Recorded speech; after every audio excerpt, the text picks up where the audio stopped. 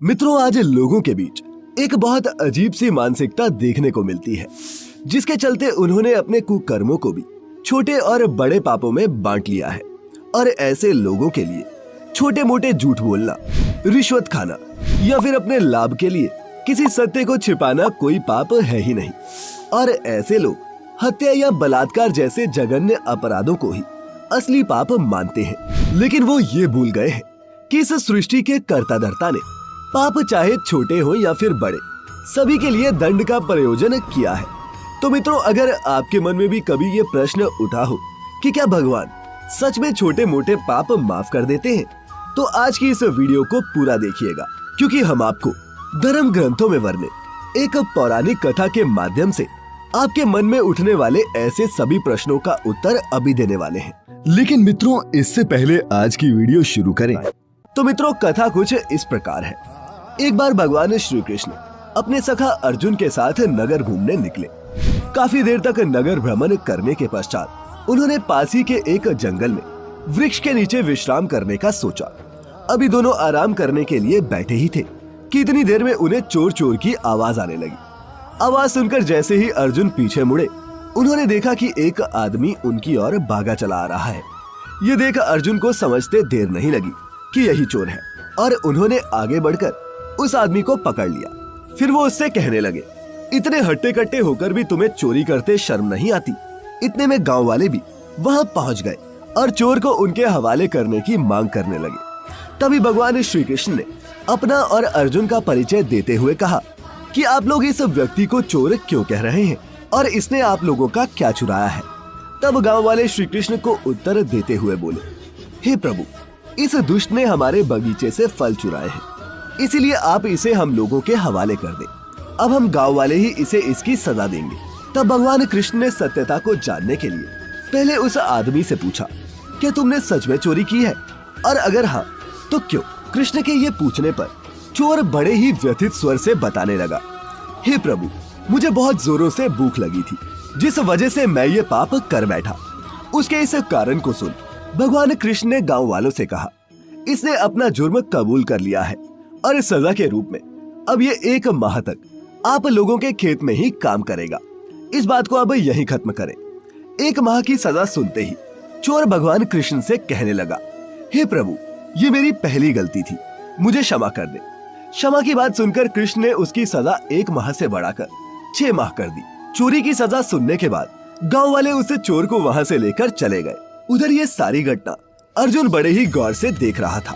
जब सभी गांव वाले वहां से चले गए, तब अर्जुन ने जिज्ञासावश कृष्ण से पूछ ही लिया, हे वसुदेव, चोर के कहे अनुसार तो ये उसकी पहली गलती थी, फिर आपने क्षमा मांगने पर उसकी सजा कम करने की बजाय बढ़ा क्यों दी, और वो भी इतने छोटे से पाप के लिए? ये सुन कृष्ण पहले तो मुस्कुराए और फिर बोले, अर्जुन, जिसे तुम अभी छोटा सा पाप समझ रहे हो, यही छोटे छोटे पाप आगे चलकर बड़े पाप का कारण बनते हैं, इसीलिए इन्हें नजरअंदाज करना कदाचित उचित नहीं है।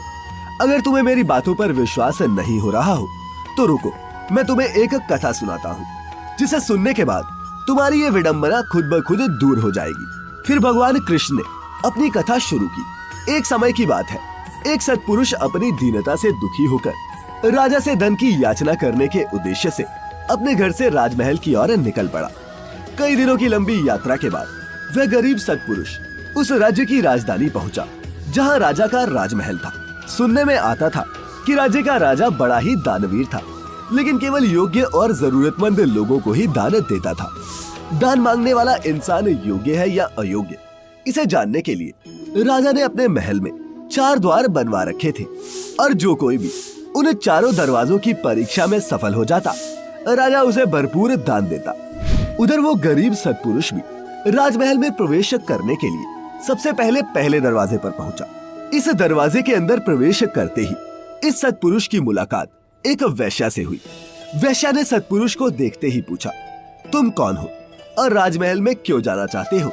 तब सत्पुरुष जवाब देते हुए बोला, मैं एक दीनहीन सत्पुरुष हूँ और राजा से धन मांगने की इच्छा से यहाँ आया हूँ, ताकि मैं अपने परिवार का ठीक ढंग से लालन पालन कर सकूं।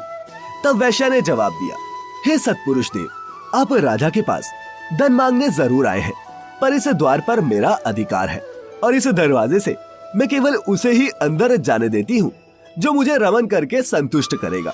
वैश्या के मुख से ऐसी निर्लज बातें सुनकर उस सत्पुरुष का सर शर्म से झुक गया और वो धिक्कार है कहने लगा।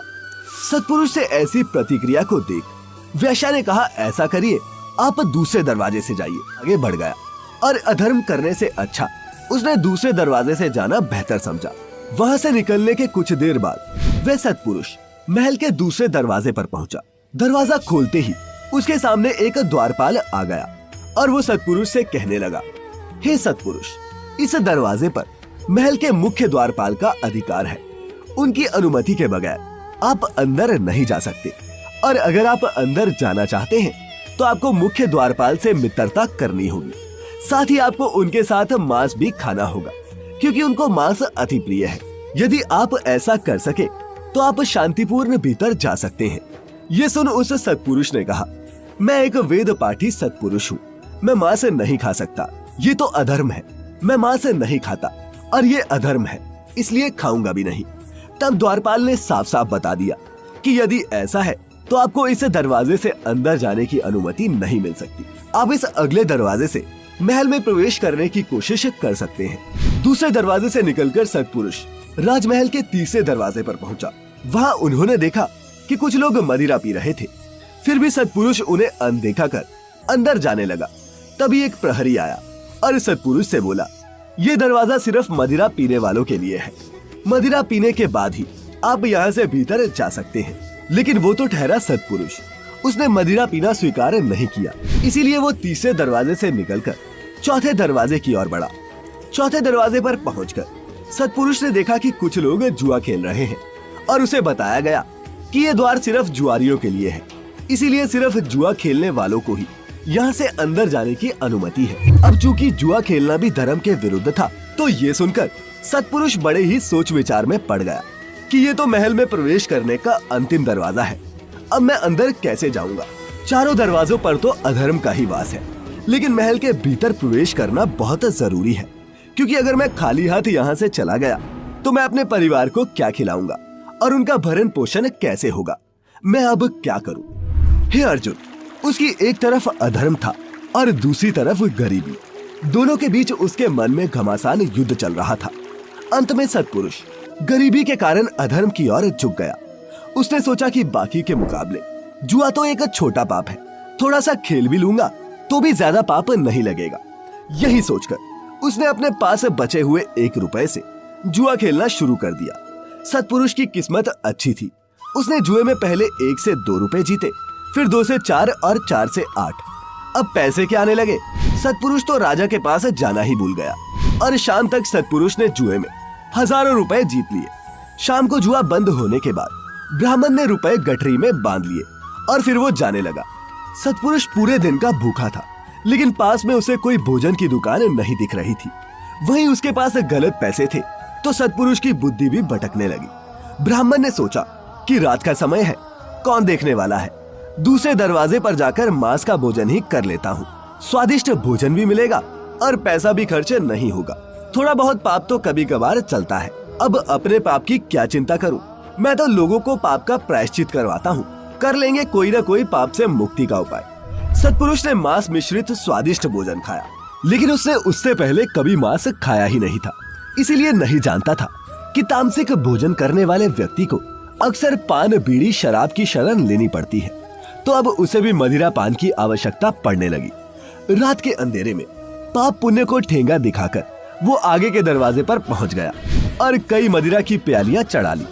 अब वह सत्पुरुष 3 प्रकार के नशे में था और सुरा के बाद तो सुंदरी का ध्यान आना स्वाभाविक था।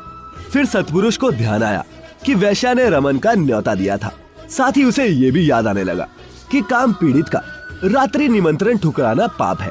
मित्रों, असल में पाप पुण्य के मापदंड उन्होंने अपने हिसाब से ही गढ़ लिए। फिर ध्यान आया कि वैश्यागमन भी शास्त्रों में पाप कहा गया है। ये ध्यान में आते ही वो फिर सोच में पड़ गया, लेकिन उसने सोचा जैसे इतने पाप हुए वैसे ही एक और सही, सभी पापों का एक साथ ही प्रायश्चित कर लूंगा। अंत में शास्त्र और बुद्धि दोनों ही हार गए और वो पहले दरवाजे की ओर चल पड़ा। वैश्या ने उन्हें संतुष्ट किया और उसके बाद जुए में जीता सारा धन भी उनसे ले लिया। एक पूरा दिन चौथे दरवाजे पर व्यतीत करके दूसरे दिन प्रातःकाल सत्पुरुष महोदय उठे। वैश्या ने उन्हें घृणा के साथ देखा और कहा कि कंगले का किसी वैश्या के यहाँ क्या काम, और इन नौकरों को बुलाकर उसे अपने घर से बाहर फिकवा दिया। इधर राजा को सारी सूचना पहुंच चुकी थी। सत्पुरुष फिर अगले दिन इन चारों दरवाजों पर पहुंचा।